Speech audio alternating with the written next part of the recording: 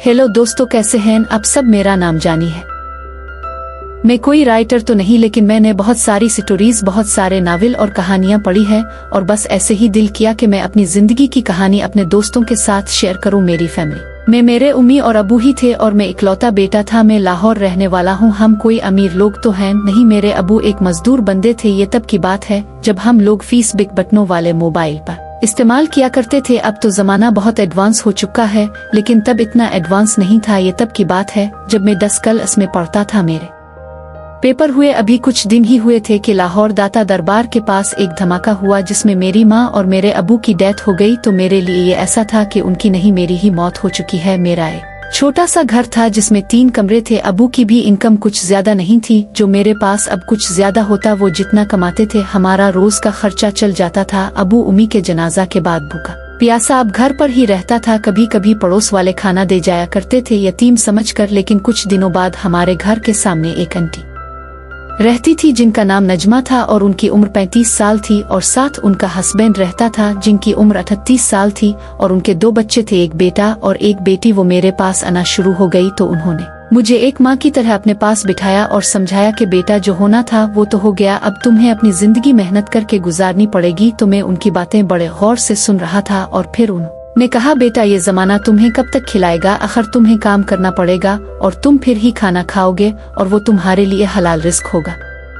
वैसे भी अब तुम जवान हो गए हो तो तुम काम कर सकते हो। तो मैंने उनसे पूछा, मुझे तो कोई काम करना नहीं आता। तो उन्होंने बोला कि मेरे हस्बैंड एक फैक्ट्री में काम करते हैं, मैं उनको बोलती हूँ तुम भी वहाँ जाना शुरू कर दो। तो मैंने बोला ठीक है, आप अंकल से बात कर ले, मैं भी फैक्ट्री में जाया करूँगा। तो आंटी ने मुझे हौसला दिया और खुद चली गई। मैं अकेला बैठा हुआ सोचता रहता था कि कैसा तूफान उगा मेरी जिंदगी में। पहले तो मैं बहुत हंसता खेलता था, लेकिन अब मैं बिल्कुल भी किसी से बात नहीं करता था। 2-3 दिन बाद आंटी ने मुझे बताया कि तुम्हारे अंकल कहते हैं कि कल को तुम मेरे साथ जाओगे फैक्ट्री में काम करने के लिए। तो मैंने कहा ठीक है। जब मैं सोचता हूँ कि इस आंटी का मेरे ऊपर कितना बड़ा एहसान था तो मेरे दिल से उनके लिए दुआ निकलती है। बस फिर किया था, अगले दिन से मैंने काम पर जाना शुरू कर दिया। मैं वहाँ एक हेल्पर की नौकरी करता था। तब मेरी सैलरी 6000 थी, लेकिन मैं अकेला था, मेरे लिए काफी थी। बड़ी मुश्किल से मैंने 1 महीना गुजारा और अंकल ने मुझे पहले महीने अपनी जेब से 2000 उधार दिए थे। मैं भी जानता था कि अंकल का गुजारा अपने घर का बड़ी मुश्किल से चलता है। तो मैंने जब मुझे सैलरी मिली तो अंकल खुद 1000 दिए और उनके घर पर गया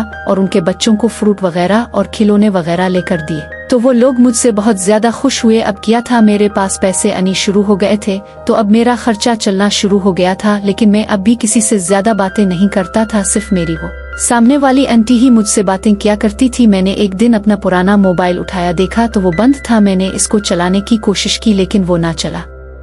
तब मेरे पास नोकिया का मोबाइल था C3 जिसके ऊपर काफी सारे बटन हुआ करते थे। तो मैं अगले दिन फैक्ट्री में जाते हुए साथ मोबाइल भी ले गया और इस मोबाइल को एक मोबाइल शॉप पर दिया और उसको बोला कि ये चलता नहीं। इसने मुझे बताया कि इसकी बैटरी खत्म हो चुकी है, बड़े बड़े की खराब हो गई है। तो मैंने इसको बोला कि इसकी बैटरी नहीं डाल दो, तो इसने मुझे बैटरी नहीं डाल कर दी। मैं मोबाइल लेकर घर पर उगा, मैंने इसको ऑन किया और फिर इस पर फीस बिग दोबारा से खोल ली। अपनी मेरे उम्मी अबू के फौत होने से पहले मैं यही मोबाइल चलाया करता था और इसी मोबाइल पर फीस बिग इस्तेमाल करता था। तब मेरा एक दोस्त बना था फीस बिग पर जिसके साथ मेरी बहुत गुपशप हुआ करती थी। मैंने इसको काफी सारे मैसेज किए फीस बिग पर, लेकिन इसने मुझे कोई जवाब ना दिया। तकरीबन कोई 15-20 दिन ऐसे ही मैसेज करता रहा, लेकिन मुझे किसी ने कोई जवाब ना दिया। तो फिर ऐसे ही एक दिन मैंने इस फीस बिग में से इसका नंबर निकालने की कोशिश की तो मुझे इसका नंबर मिल गया। तो मैंने इस नंबर पर कॉल की और उसको बताया कि मैं जानी बात कर रहा हूँ। तो वो सामने कोई छोटा बच्चा था। तो इसने बोला कि हम किसी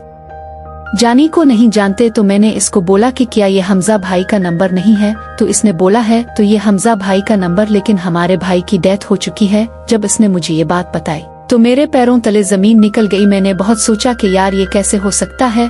तो मैंने कॉल बंद कर दी और अकेला बैठा सोचता रहा कि यार मेरा कितना अच्छा दोस्त बन गया था, इस बेचारे की भी डेथ हो गई। अगले दिन जब मैं फैक्ट्री से वापस आलिफ तो मैंने फिर दोबारा इसी नंबर पर कॉल की तो कॉल किसी लड़की ने उठाई, शायद वो कोई बच्ची थी। मैंने इसको बताया कि मैं जानी बात कर रहा हूँ, हमजा का दोस्त। तो इसने फिर वही बात बताई कि मेरे हमजा भाई की डेथ हो चुकी है। मैं परेशान था तो मैंने इसको पूछा कि तुम लोग अब कहाँ हो, तो इसने मुझे बताया अपना एड्रेस। अगले दिन जुम्मा था और मेरी छुट्टी थी फैक्ट्री से, तो मैं अगले दिन सीधा उसके बताए हुए एड्रेस पर पहुँच गया। जब वहाँ पर गया तो घूमते घूमते मैं उनके घर पहुँच गया और वहाँ से इन लोगों के घर पहुंचकर मैंने उन लोगों को बताया कि मैं जानी हूँ हमजा का दोस्त, जिसको कल तुम लोगों ने एड्रेस बताया था। जब मैं उनके घर के अंदर दाखिल हुआ तो वो छोटी बच्ची मेरे लिए एक पानी का गिलास लेकर आई, वो भी कुछ गंदा सा था और उनके घर के हालात भी बहुत ही खराब नजर आ रहे थे। मैंने पूछा कि तुम्हारे घर में और कोई नहीं रहता? इसने मुझे बताया कि मेरे घर में मेरी उम्मी, मेरे अबू, मेरी बड़ी बहन और बड़ा भाई भी साथ में रहते थे। दाता दरबार के पास जब धमाका हुआ था तो वहाँ पर उनकी भी डेथ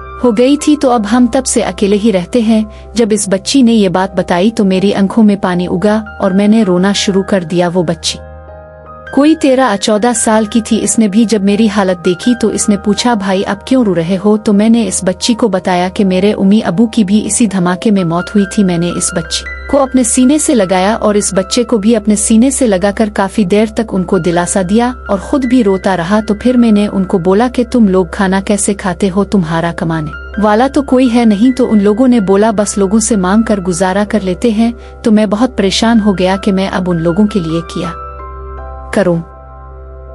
मैंने इन लोगों को वहां से खाना लेकर दिया और अपने घर वापस उगा। अब मुझे सारी रात नींद नहीं आई और मैं सिर्फ उन दोनों बच्चों के बारे में सोचता रहा था। तो मैं खुद भी एक बच्चा ही, लेकिन वो मुझसे काफी छोटे थे और मुझे अब एहसास भी था क्योंकि मेरे माँ बाप भी मेरे सर पर नहीं थे और उनके माँ बाप भी उनके सर पर नहीं थे। फिर अगले दिन मैंने अपनी सामने वाली आंटी से बात की कि आंटी, मेरा एक दोस्त था और उसकी फैमिली की भी इसी धमाके में डेथ हुई जिस धमाके में मेरी फैमिली की डेथ हुई थी। तो फिर मैंने आंटी को वो सारी बातें बता दें तो आंटी को भी काफी दुख हुआ कि वो छोटे छोटे बच्चे, उनकी जिंदगी कैसे गुजर रही होगी। तो मैंने कहा, आंटी क्या मैं उन बच्चों को अपने पास ले आए ताकि जहाँ मैं 2 टाइम की रोटी खाता हूँ वो भी खा लेंगे? आंटी ने कहा, कोशिश करके देख लो, अगर वो अगी तो उनको भी अपने साथ रख लो। तो मैंने कहा, आंटी क्या आप कल मेरे साथ जाओगी उन बच्चों को लेने के लिए? तो आंटी ने भी हाँ कर दी। तो इसी तरह रात को मैं फिर उन्हीं सोचों में गुम था और पता नहीं कब मुझे नींद उग सुबह उठा, फैक्ट्री गया। फैक्ट्री से जब वापस आलिफ तो सीधा आंटी के घर ही चला गया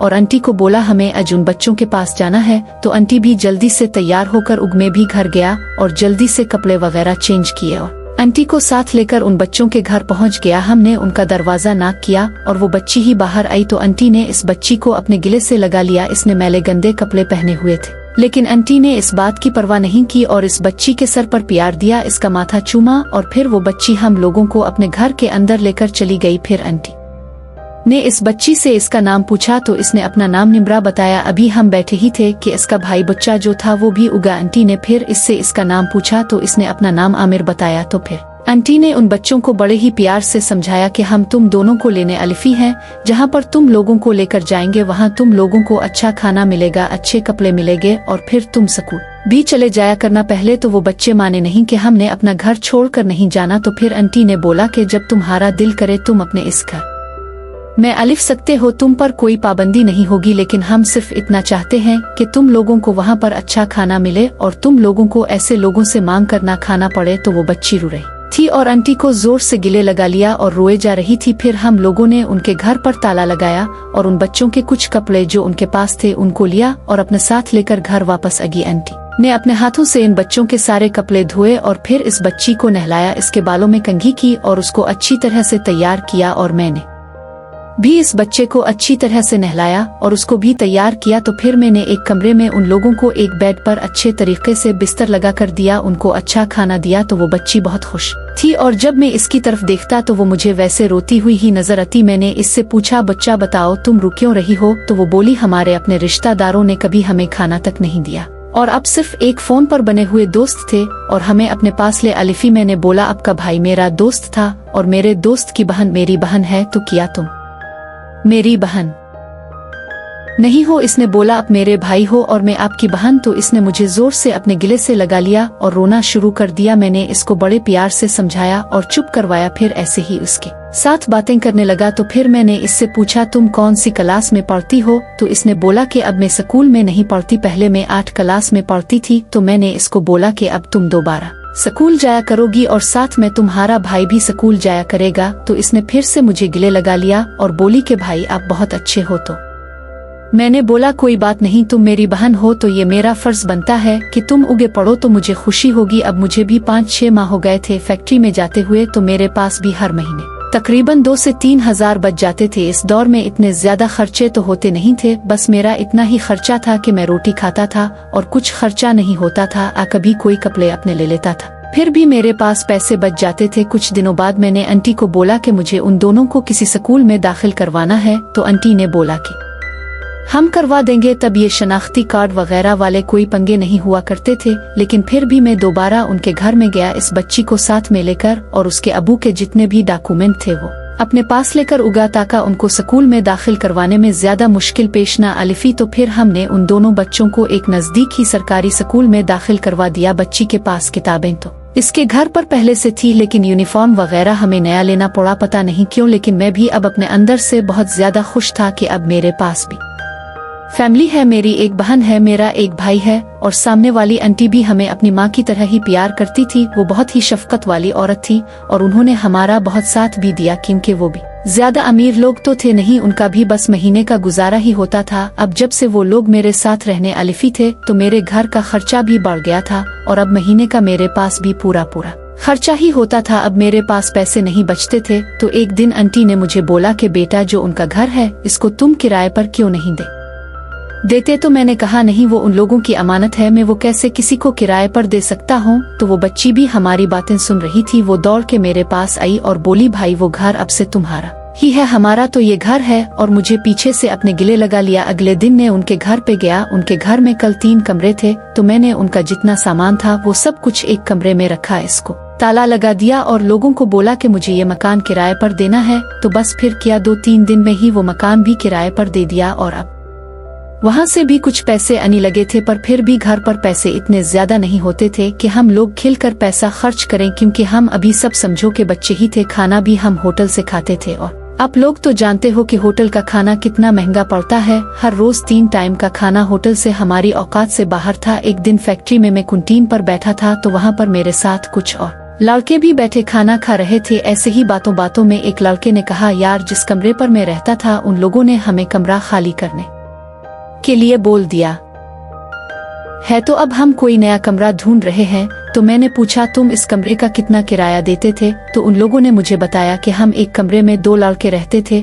और दोनों 1,000 रुपया देते थे, लेकिन अब वो हमसे 1,500 एक लड़के का मांग रहा है। मैंने कहा ठीक है, लेकिन मैंने उनसे ज्यादा बात नहीं की और मैं घर पर उगा। अब मेरे घर में कल 4 कमरे थे, जिनमें से एक कमरा हमारे इस्तेमाल में था, जिसमें मैं और मेरे साथ निमरा और आमिर रहते थे, और बाकी 3 कमरे खाली थे। एक में सामान था जो कि हमने दूसरे दोनों कमरों से उठा कर रखा था। बाकी 2 कमरे बिल्कुल खाली थे, हत्ता कि उनके अंदर एक चटाई तक भी नहीं थी। तो मैंने आंटी से मशवरा किया कि फैक्ट्री में ऐसे कमरे किराए पर लोगों को चाहिए। तो आंटी ने बोला कि अपने अंकल से बात कर लो, वो तुमको इस बारे में सही मशवरा देंगे। तो अगले दिन फैक्ट्री में जाते हुए मैंने अंकल से सारी बात की। तो अंकल ने बोला, बेटा वो दोनों लड़के अच्छे हैं। तो मैंने उनको बताया, लेकिन अंकल मेरे घर में अब मेरी फैमिली भी है, मेरी बहन भी रहती है। तो इसने बोला, बेटा वो दोनों शादीशुदा हैं और वो दोनों ऐसे लड़के नहीं हैं, तुम उन दोनों को एक कमरा किराए पर दे दो। तो मैंने कहा ठीक है अंकल, मैं आज उनसे बात करूंगा। तो हम फैक्ट्री में पहुंच गए। जब कैंटीन पर गए खाना खाने के लिए, तो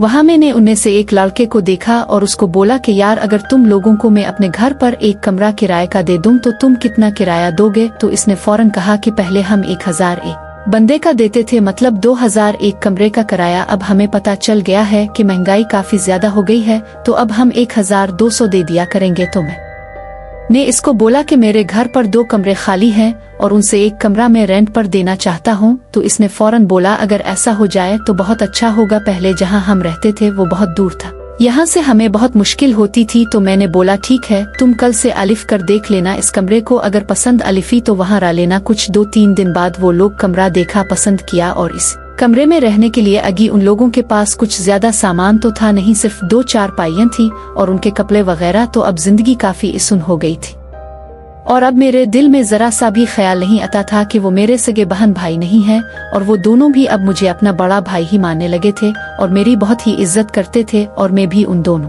से बहुत प्यार करता था। एक दिन ऐसे ही रात को निम्रा मेरे साथ लगकर सोई हुई थी तो पता नहीं क्यों मुझे इसके जिस्म को मेरे साथ लगते ही अजीब सी फीलिंग महसूस होने लगी। तो मुझे बहुत बुरा लगा और मैंने इसको दूसरी साइड पर कर दिया और उससे दूर होकर सो गया। अगला सारा दिन मैं यही सोचता रहा कि रात को जब निम्रा मेरे साथ टच हुई तो मुझे ऐसा अजीब फेल क्यों हुआ और मेरे जिस्म में ऐसी गर्मी क्यों पैदा हुई। हालांकि मैं कोई बच्चा तो था नहीं जो मुझे पता नहीं था सेक्स के बारे में, लेकिन फिर भी मुझे थोड़ा अजीब लग रहा था कि वो मेरी बहन है। अगले दिन रात को निम्रा एक कोने पर सेंटर में आमिर और दूसरी तरफ में था। तो रात को ऐसा कुछ नहीं हुआ, ये तो रोज की बात थी कि कभी वो मेरी तरफ सोती थी तो कभी अमर। एक दिन फिर मैं फैक्ट्री से वापस आलिफ तो अज मैं काफी थका हुआ था क्योंकि फैक्ट्री में अज काम बहुत ज्यादा था। तो मैं अलिफ कर लेट गया। तो हमने थोड़ी देर बाद खाना वगैरह खाया और मैं सो गया और थोड़ी देर बाद मुझे महसूस हुआ कि जैसे मुझे कोई दबा रहा है। तो जब मैंने हल्की सी आंख खोल कर देखा तो आमिर और निम्रा दोनों मेरी टांगों को दबा रहे थे। तो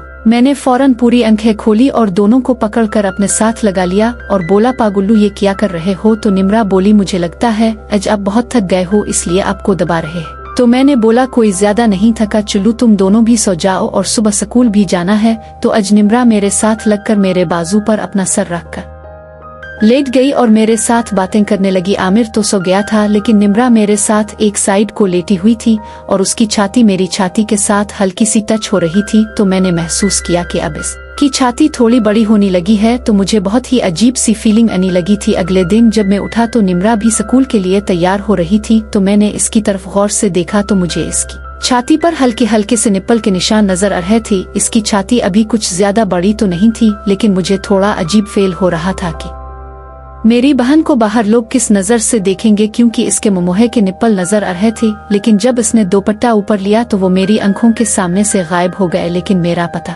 नहीं क्यों दिल कर रहा था कि मैं उनकी तरफ देखता रहूं। अब निम्रा भी मेरे साथ खिलकर बातें किया करती थी और मैं सिर्फ इसको समझाया ही करता था बड़े भाई की तरह। जब मैं फैक्ट्री से वापस आ रहा था तो मैंने सोचा आज आंटी से जाकर इस बारे में बात करूंगा। तो जब मैं घर पहुंचा तो पता चला आंटी अपने माइक के गई हुई है। लेकिन निम्रा से मुझे इस टॉपिक पर बात करने में शर्म अलिफ रही थी। रात को हम फिर से लेट गए तो मैं और निम्रा बातें कर रहे थे। मैं इसकी पढ़ाई के बारे में पूछ रहा था और वो मेरे काम के बारे में, मेरी तबीयत के बारे में कि मैं ठीक तो हूँ ना। तो बस ऐसे ही बातें हो रही थी। फिर मैंने अचानक सोचा कि आज मैं निम्रा से हर सूरत में बात करूंगा, कुछ भी हो जाए। तो फिर मैंने निम्रा से बात की। मैंने बोला कि बच्चा, अगर मैं तुमसे एक बात करूं तुम बुरा तो नहीं मानोगी? इसने बोला, भाई आप जो मर्जी बोलो, मुझे आपकी कोई बात बुरी नहीं लगेगी। तो मैंने बोला, ये तुम्हारे जिस्म के प्राइवेट हिस्सों के बारे में बात है। तो इसने बोला कि भाई मेरा सारा जिस्म आपका है, आप अगर बोलो तो मैं अभी कपड़े उतार सकती हूँ। मैंने कहा, पागल ऐसी बात नहीं है, लेकिन फिर भी तुम मेरी बहन हो तो मुझे तुमसे बात करने में थोड़ी शर्म अलिफ रही है।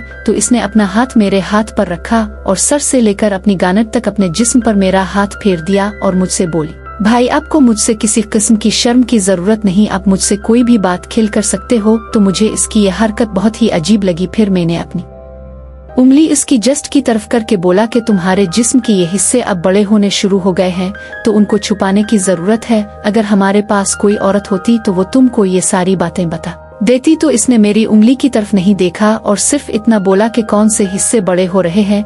तो मैंने बोला, मैं जिस तरफ इशारा कर रहा हूँ। तो इसने बोला, भाई साहब साफ बात करो, मुझे समझ नहीं आ रही। तो मैंने आसिकता से अपना हाथ उसके सीने पर रख दिया, पूरा हाथ नहीं, सिर्फ एक उंगली जो कि सीधी उसके टेनिस बाल जितने मम्मी के ऊपर टच हुई। वो थोड़ा सा मचल गई और मेरे साथ और भी चिपक गई और बोली, भाई ये इतने भी बड़े नहीं हुए। मैंने बोला, तुम मेरी बात को समझो और अब तुम्हें उनको छुपाने के लिए कपड़े लेने पड़ेंगे। तो वो बोली, भाई मैं पहले भी कपड़े पहनकर ही जाती हूँ। मैंने बोला, उनको छुपाने के लिए कुछ अलग कपड़े होते हैं। तो इसने बोला, वो कैसे कपड़े होते हैं और उनका क्या फायदा होता है? मैंने बोला, देखो तुम्हारे कपड़ों में से ये ऊपर एक छोटा सा निशान नजर आता है और ये बिल्कुल भी अच्छा नहीं लगता। इसने बोला, भाई कौन सा निशान? तो मैंने आसिकता से जहाँ पर इसका निप्पल जाहिर हो रहा था उसके ऊपर अपनी उंगली रख दी। तो इसने अपना हाथ मेरे हाथ के ऊपर रख दिया जो कि अब इसके मम्मी के ऊपर बिल्कुल फिट था और मैंने आसिकता से इसके सीने को दबा दिया और मैंने इसको बोला कि उनके ऊपर बुरा पहनी जाती है।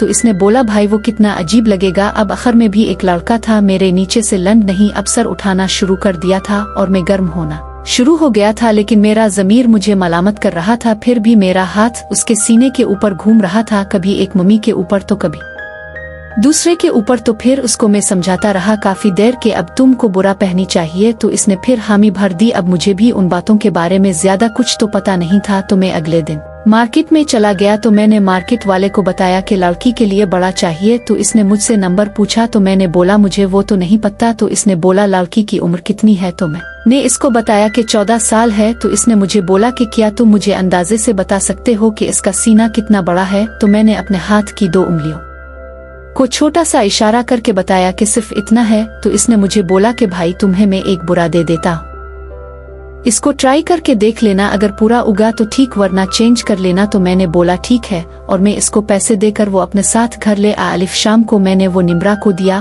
और उसको बोला कि इसको पहनकर देखो। तो इसने कहा ठीक है भाई मैं ट्राई करती हूँ। वो वॉशरूम में चली गई और उसने इसको ट्राई किया। तो वो इसकी जसामत के हिसाब से बहुत ज्यादा टाइट था। तो इसने बोला भाई ये तो बहुत तंग